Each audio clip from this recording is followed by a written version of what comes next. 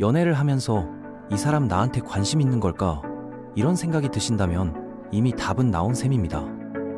정말로 당신을 원하는 사람은 당신에게 그런 의문을 품게 만들지 않습니다. 놀랍게도 많은 사람들이 이 단순한 진실을 깨닫는데 수년, 때로는 수십 년이 걸립니다.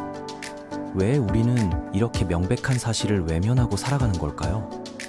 지금부터 그 이유와 함께 우리가 반드시 알아야 할 연애의 핵심 원칙에 대해 깊이 있게 이야기해 보겠습니다. 우리 중 상당수는 연애에서 잘못된 기준을 갖고 있습니다. 진짜 사랑이란 상대방이 처음부터 나를 환하게 반겨주고 시간을 내주고 열정적으로 다가오는 것이어야 하는데요. 놀랍게도 많은 분들은 정반대의 상황을 사랑이라고 착각하십니다. 연락을 기다리고 상대의 마음을 얻으려 애쓰고 전략을 짜고 심리전을 벌이는 것 말이죠. 이런 일이 벌어지는 데는 크게 두 가지 이유가 있습니다. 하나는 우리가 수천 년 동안 소비해온 문화 콘텐츠의 영향이고, 다른 하나는 어린 시절의 경험입니다. 먼저 문화적 영향부터 살펴볼까요? 드라마, 영화, 소설을 떠올려 보세요. 주인공은 대부분 상대방의 마음을 얻기 위해 온갖 고생을 다 합니다. 상대는 이미 다른 사람과 약혼한 상태일 수도 있고, 신분 차이 때문에 만날 수 없는 사이일 수도 있습니다. 혹은 너무 자존심이 세서 자기 감정을 인정하지 않는 사람일 수도 있죠. 중요한 건 뭘까요? 바로 장애물입니다. 사랑 이야기라는 건 결국 한 사람이 온갖 어려움을 뚫고 상대방의 마음을 얻어내는 과정을 다루는 겁니다. 책의 마지막 몇 페이지나 영화의 엔딩 직전까지 두 사람은 함께할 수 없습니다. 그 긴 시간 동안 주인공은 계속해서 거절당하고 무시당하고 기다리고 노력합니다. 이게 바로 우리가 로맨스라고 배워온 공식입니다. 쉽게 얻어지는 건 사랑이 아니라는 잘못된 믿음 말이죠. 진짜 사랑은 어려워야 하고 복잡해야 하고 극적이어야 한다는 생각이 우리 머릿속에 깊이 박혀 있습니다. 한편 개인적인 경험도 큰 영향을 미칩니다. 많은 분들이 어린 시절 부모님이나 양육자로부터 일관된 사랑을 받지 못했습니다.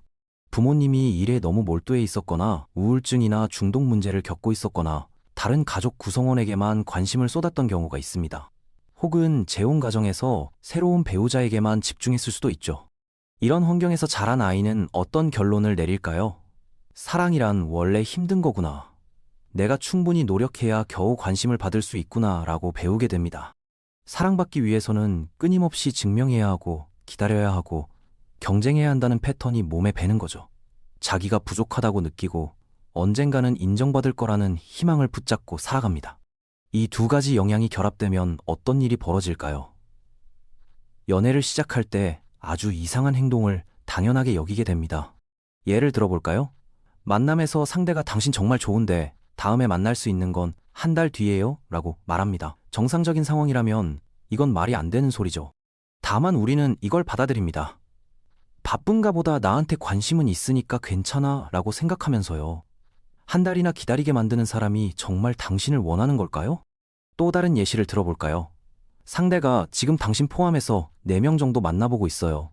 누구랑 사귈지 고민 중이에요. 라고 솔직하게 말합니다. 놀랍게도 많은 사람들이 이런 상황에서도 경쟁에 뛰어듭니다. 내가 더 잘하면 선택받을 수 있다고 믿으면서요. 이게 정말 사랑의 시작일까요? 성적인 친밀감도 마찬가지입니다. 사귀는 사이인데 상대가 먼저 스킨십을 시도하지 않거나 공공장소에서 손을 잡으려 하지 않는다면요. 이건 그냥 관심이 없다는 신호입니다. 그런데 우리는 아직 마음을 열지 않은 거야. 시간이 지나면 달라질 거야 라고 스스로를 설득합니다. 관계가 깊어진 후에도 문제는 계속됩니다. 상대방이 명백히 당신을 소홀히 대하는데 상담을 받으면 나한테 더 잘해줄 거야 라고 기대하는 경우가 있습니다.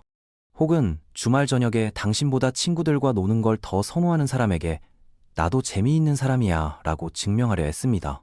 이런 노력들이 과연 필요한 걸까요? 이쯤에서 확실하게 짚고 넘어가야 할 부분이 있습니다. 좋은 관계를 유지하는 건 원래 어렵습니다. 아이를 함께 키우고 경제적 문제를 해결하고 성생활을 조율하고 친구로서 서로를 지지하는 일 모두 쉽지 않죠. 이렇게 복잡한 일들을 함께 해나가려면 기본 전제가 필요합니다. 바로 두 사람 모두 처음부터 이 사람과 함께하고 싶다는 확신을 갖고 있어야 한다는 점입니다.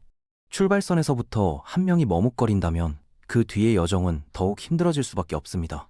기본적인 헌신도 없는 사람과 인생의 복잡한 문제들을 어떻게 함께 풀어나갈 수 있을까요?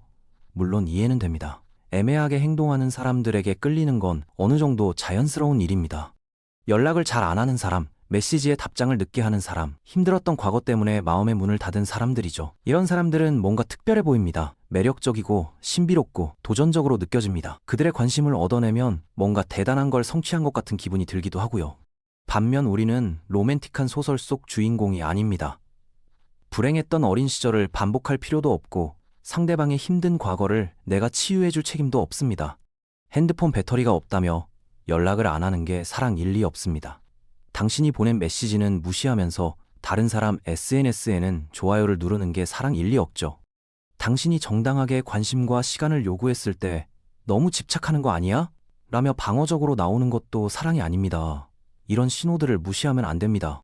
확실하지 않은 사람들은 당장 정리해야 합니다. 마음을 완전히 열지 않는 사람, 방어적인 사람, 다른 선택지를 계속 염두에 두는 사람들 말이죠.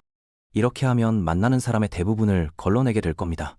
맞습니다. 대부분의 사람이 이런 식으로 행동합니다. 그렇기에 더더욱 처음부터 열정적인 극소수에게 집중해야 하는 이유가 됩니다. 우리에게 필요한 건 명확한 신호를 보내는 사람을 알아보는 능력입니다. 처음 만났을 때부터 눈빛이 다른 사람, 연락이 빠른 사람, 다음 만남을 먼저 제안하는 사람들이죠. 메시지를 보냈는데 하루 이틀 지나도 답이 없나요? 그럼 바로 다음으로 넘어가세요. 혹시 수줍음이 많은 건 아닐까? 내가 의사표현을 제대로 못한 건 아닐까? 이런 변명은 그만두셔야 합니다. 다시 한번 강조하겠습니다. 당신의 시간과 에너지를 쏟을 가치가 있는 사람은 딱 한 부류뿐입니다.